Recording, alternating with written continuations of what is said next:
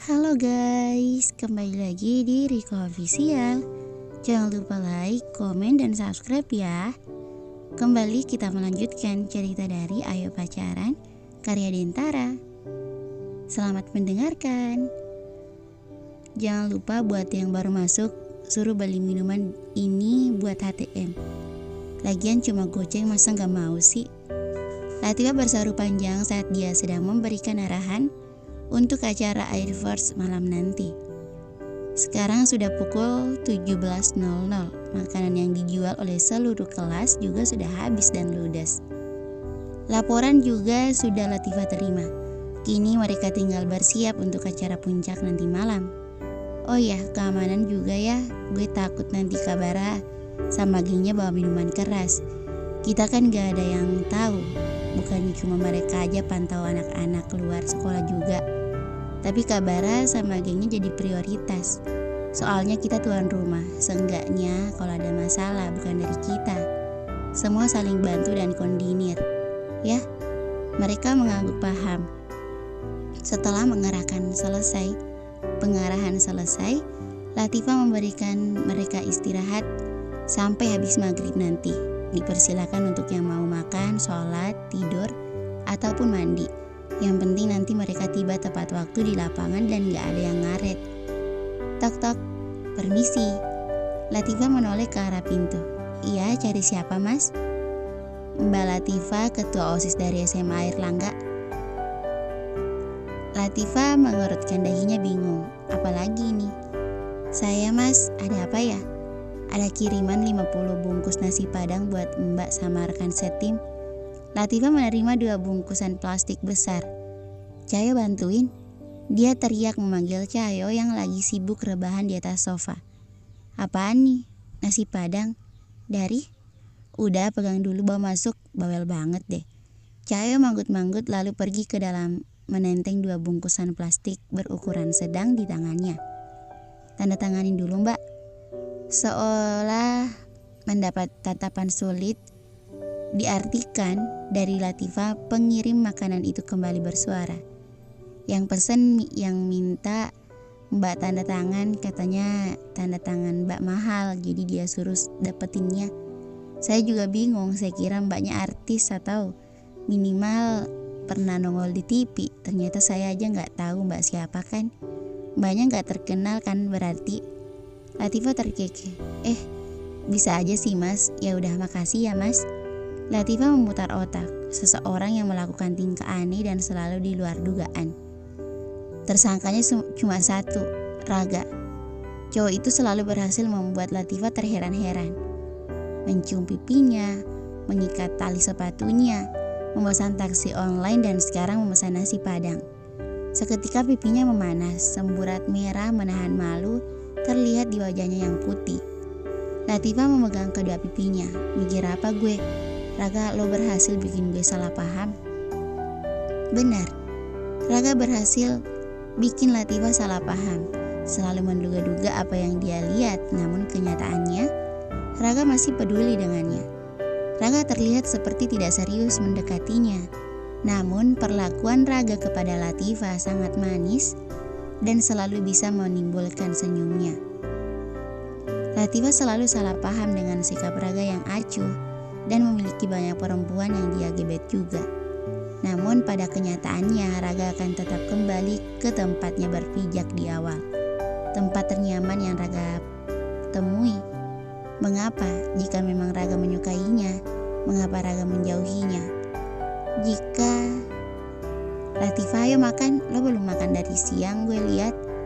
Latifah mengerjapkan matanya berkali-kali. Saat Cahyo memanggil namanya dengan keras, dia sadar ternyata dia masih berdiri di depan pintu menghalang jalan. Latifah menggaruk lehernya yang tidak gatal. Iya, tahu aja lo. Ya udah, dibagiin deh. Yang udah dapat jangan minta lagi ya. Ini buat yang lagi mandi, tidur sama sholat. Awas lo semua. Cahyo memperingati seluruh anggotanya untuk tidak lagi mengusik makanan milik orang lain. Siapa yang ngirimin, Pak? Cahyo duduk di sebelahnya menatap Latifah dengan kebingungan. Biasa, siapa lagi? Karaga, Aldo. Saat hendak menjawab, tiba-tiba ponsel Latifah bergetar, menunjukkan nama Raga di layar ponsel perempuan itu. Cahyo yang melihat sontak langsung senyum-senyum menatap Latifah. Apaan sih Yo, geli banget loh. Menghiraukan Cahyo, Latifah mengangkat telepon Raga dengan loudspeaker. Karena kedua tangannya sibuk membelah ayam sana-sini. Apa? Nasi padangnya udah sampai? Udah Kak, makasih banget ya. Bukan Latifah, melainkan Cahyo yang berada di sampingnya, membuat beberapa temannya ikut tertawa. Sialan. Yuk cabut deh sana, rusuh banget sih. Cahyo manggut-manggut. Oke, gue diem. Lo terusin aja, pacarannya gak akan gue ganggu. Latifah mencibir. Ia meraih earphone-nya di dalam tas dan memasangnya di ponsel. Halo? Lo loudspeaker? Biar apa? Biar orang tahu kalau kita ada hubungan. Pede banget lo. Urusin aja sono pacar-pacar lo. Ngapain malah nelpon gue? Tunggu, kenapa nada bicaranya Latifah kayak orang lagi cemburu? Terdengar Raga tertawa di seberang sana. Makan yang banyak, jangan sampai sakit. Gue matiin dulu ya, masih ada urusan. Bye. Latifah berdecik kasar. Gak jelas. Perempuan itu membanting ponselnya kasar di atas meja. Cahyo yang dari tadi memperhatikan hanya tertawa cekikikan. Latifah merasa dipermainkan. Mengapa Raga pintar sekali membuat perasaan terombang-ambing seperti ini? Latifah membereskan bekas makanannya yang sudah tandas. Perempuan itu pergi keluar untuk membuang sampah. Kak, panggil seseorang dari belakangnya. Latifah menoleh. Iya. Perempuan itu memberikan sebotol minuman. Apalagi ini? Dari Raga lagi. Dari teman aku Kak, katanya dia ngefans sama kakak, tapi gak berani ketemu kakak. Malu. Latifah tersenyum melihat adik kelasnya yang menunduk. Ia mengambil minuman botol yang diberikan. Makasih ya, salamin buat temennya. Perempuan itu mendanga. Makasih Kak, udah diterima. Semangat Kak buat acaranya. Perempuan itu pergi, meninggalkan Latifah sendiri meminum minuman yang dia berikan. Tanpa sadar, seseorang dari balik tembok menatapnya dengan tatapan penuh kemenangan. Musik yang terdengar nyaring, lampu hias yang langsung menyorot panggung, dan langit-langit serta kerumunan orang yang asyik berjoget ria dengan lagu yang sedang dibawakan Gue Star malam ini membuat Latifah melongo. Dia tidak menyangka bahwa acara ini akan berjalan sesuai ekspektasinya. Cahyo menghampirinya dengan cengiran lebar. HP lo mati? Latifah meraba sakunya. Astaga, dia lupa membawa hatinya. Sorry, ketinggalan di ruangan, gue ambil dulu. Namun baru selangkah ia kembali menoleh. Tapi gue takut, yuk temenin. Cahyo menahan tawanya. Gak apa-apa udah, tinggal nunggu penutupan doang, masih ada hati gue, aman. Latifah mengangguk. Ia menatap sekeliling. Yuk tolongin itu cowok-cowok pada mepet-mepet ngambil kesempatan dalam kesempitan banget. Dijarakin yuk tolong. Latifah menunjuk segerombolan orang yang sedang khidmat bergoyang. Seolah mengerti pikiran Latifah, ia mengangguk. Heran ada aja orang mesum. Latifah menoleh, itu Kabara dan anak gengsnya. Latifah menghampiri Genta yang berdiri di pintu masuk. Gen, periksa dengan teliti jangan sampai kecolongan. Genta mengangguk dengan senyuman, memeriksa satu persatu anggota geng Bara. Aldo yang melihat Latifah tersenyum geli. Gimana, senang? Banget, thanks dok, berkat bokap lo semua terkendali. Oh iya, bokap lo jadi datang. Aldo menggeleng. Enggak, dia masih ada meeting, tapi gue disuruh kasih ini ke lo. Aldo memberikan tote bag kepada Latifah. Isinya gaun merah yang mungkin harganya bisa sampai jantung. Latifah meleot mikirnya. Bokap mengajak lo dinner, nanti kita atur waktu ya.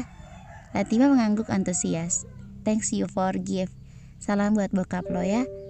Ya udah masuk ya. Kabara udah masuk duluan tuh sama anak buahnya. Yuk bareng. Aldo membawa Latifah ke tempat di mana Bara dan gengnya berkumpul. Mereka mengambil spasi yang kosong di ujung lapangan voli, membentuk bundaran dan menyalakan api unggun. Entah dari mana kayu yang mereka dapatkan.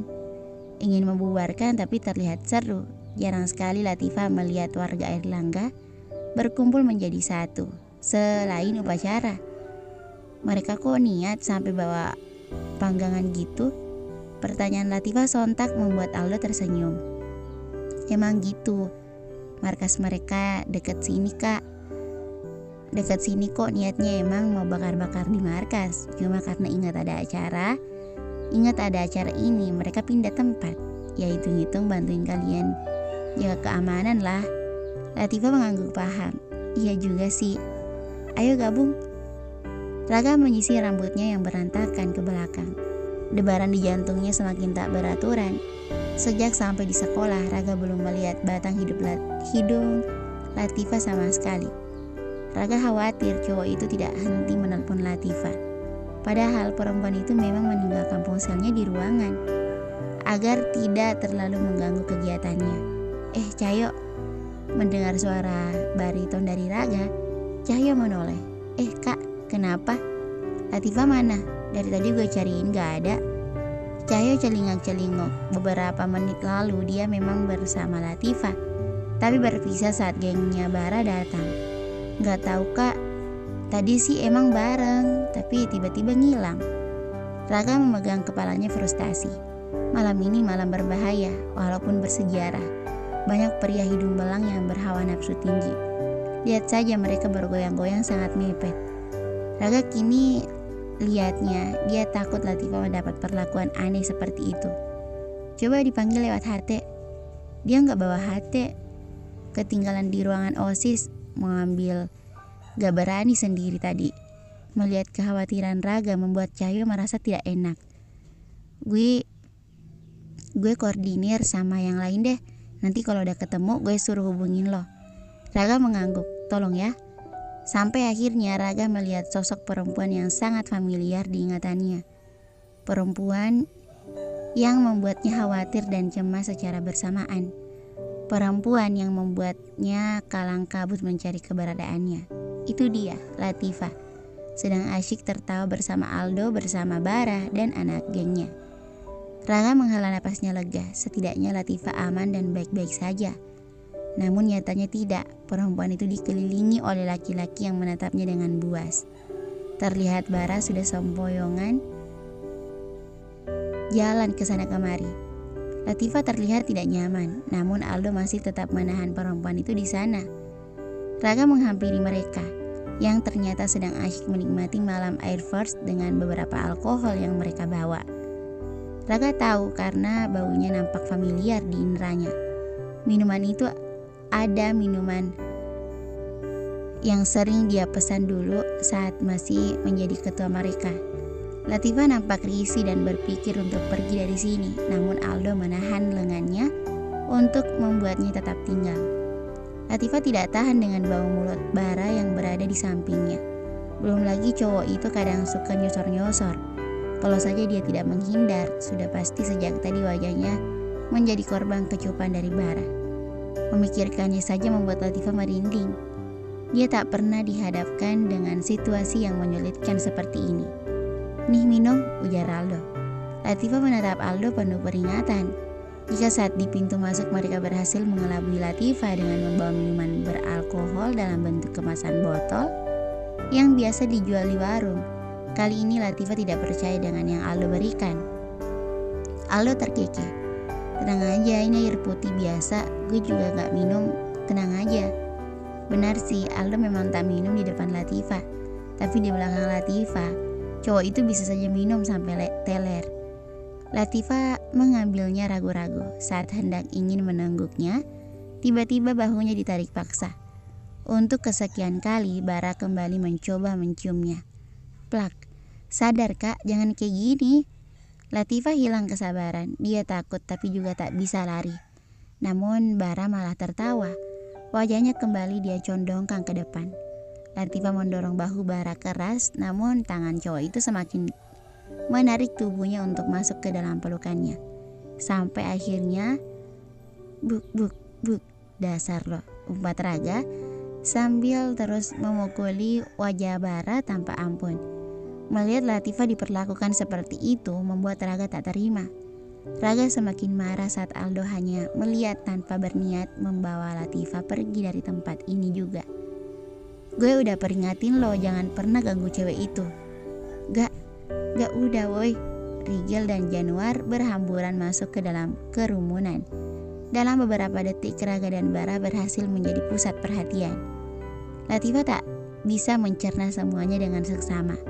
Tubuhnya bergetar karena terkejut dengan perlakuan Bara yang hampir menciumnya. Juga Raga yang saling pukul dengan Bara. Udah gak, dia bisa mati. Januar berteriak di depan wajah Raga, berusaha membuat Raga kembali dalam alam sadar. Buru-buru Raga menoleh mencari keberadaan Latifah di belakangnya. Wajah perempuan itu memucat. Raga yakin Latifah terkejut setengah mati. Tatapan mereka bertemu, Raga dengan wajah yang bersalah karena tak bisa melindungi Latifah, dan Latifah dengan wajah yang sangat kebingungan. Latifah, teriakan itu membuat Raga lagi-lagi merasa khawatir. Tubuh Latifah terhempas jatuh ke bawah mencium tanah. Perempuan itu kehilangan kesadarannya. Bersambung, thank you for watching.